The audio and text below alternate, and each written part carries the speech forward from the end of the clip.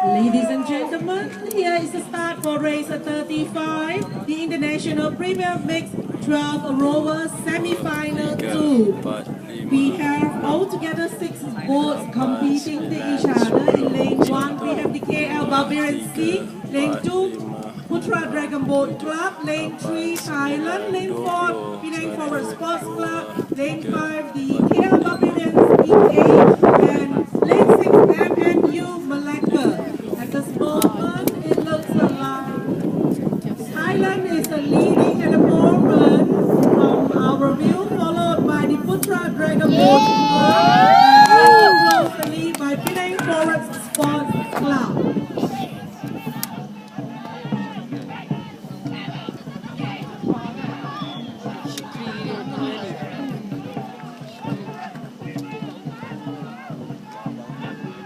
KL Barbarian Sea, KL Barbarian A, and MMU Malacca B.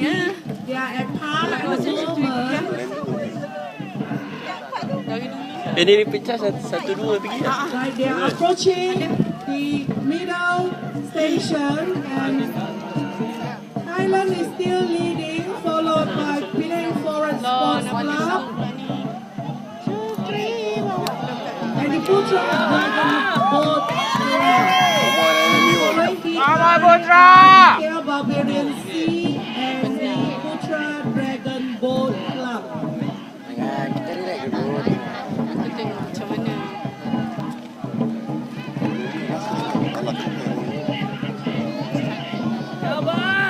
Alright, now crossing the middle station, leading is Thailand. Thailand followed closely by Penang Forward Sports Club and followed by the KL Barbarian